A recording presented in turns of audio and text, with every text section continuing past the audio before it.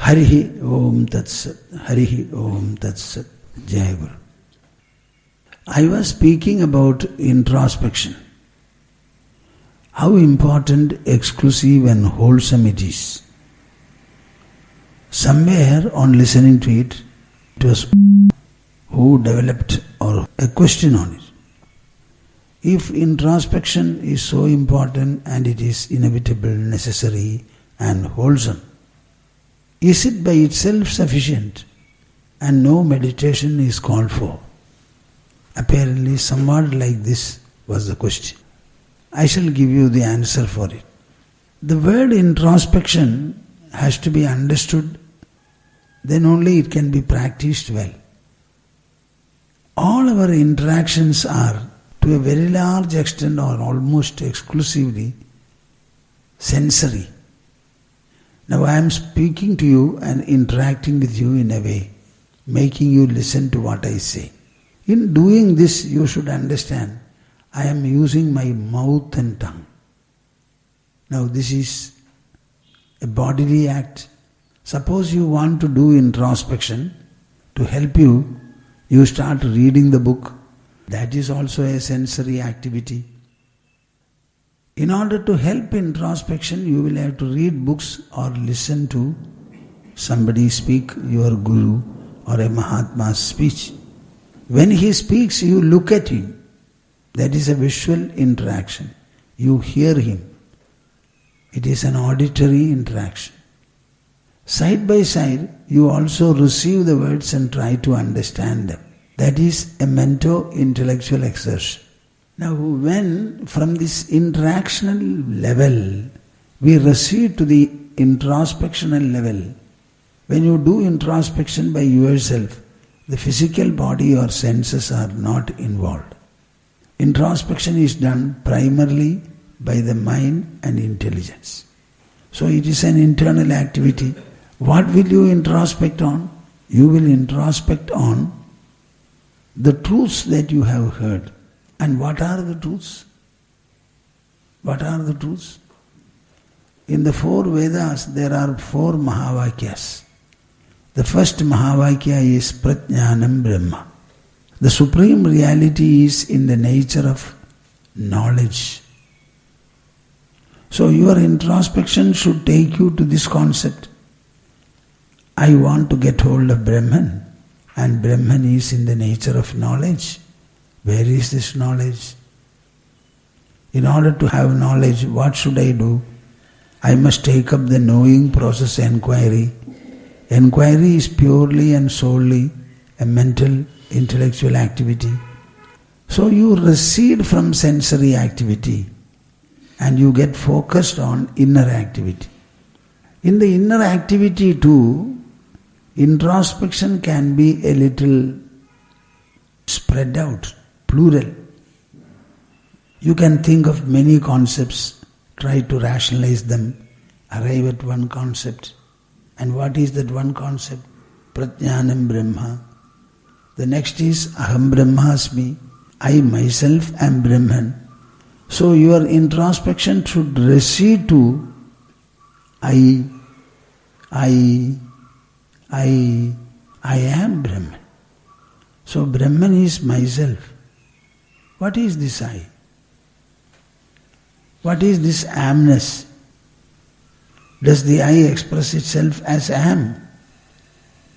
What is the difference between I and its amness? Suppose you start introspecting in this manner, the introspection will become briefer and briefer, lighter and lighter, shorter and shorter, until at last, what will happen? The very introspectional process will stop. If you have to know I and am, I am, that amness, it comes from the I. So what is this I?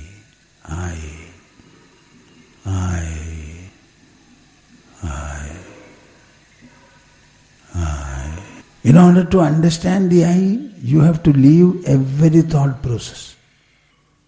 When you are thinking, this I is thinking. When you are feeling, this I is feeling.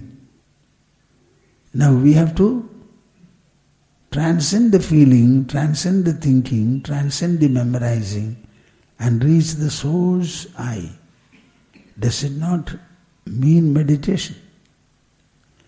So introspection itself, when it is closely followed, it becomes nididhyasana.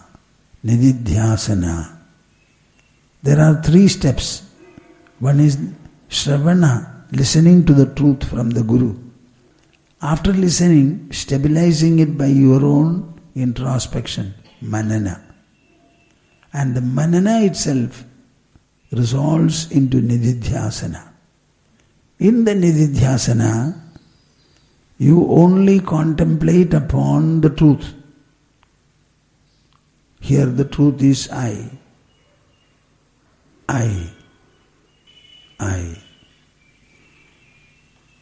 Does it not automatically mean that the whole mento-intellectual process will recede? See, here is a verse from Kathopanishad. Yada panchavatishtante jnanani manasa saha buddhischana vijeshtadi tam ahu paramam gadim. When the 5 senses remain quite non-active, manasa saha, along with the mind. So the senses and the mind should remain non-active. Buddhischana vijayashtati. Even the buddhi, intelligence, becomes non-active. So what does it mean? The senses non-active, mind non-active, and buddhi non-active. When all the 3 are non-active like this, tam ahu paramam gatim. That is the supreme state. Suppose you introspect over this statement. What will you do? If the introspection becomes true, oh, my senses have to be non-active. So let me not do anything with the senses. No seeing, no hearing, no smelling, no touching, no tasting. Then mind also should not do anything. So no thinking, no inquiry. The intelligence wants to know. Even the knowing effort and curiosity should stop. So senses stop, mind stops, intelligence also ceases. In that state, you have the Supreme. This is how introspection becomes meditation. But when you go to a Guru, he cuts short all these elaborate processes and initiates you into a sadhana. And that sadhana you hold on to and never be guided with regard to that by any statement elsewhere. So the long and short of what I am saying is, when introspection becomes refined and refined and refined, automatically it becomes meditation. Not only meditation, it becomes samadhi. When you get into the I, that is the source of all your activity, interaction, memory, knowledge, dream, wakefulness, sleep. When you get into that I, is it not full absorption into your being? That is why it is said, Jneyam tasya antareva asti. If you follow introspection in the true sense, then you will find whatever you seek to know is in the very introspection itself.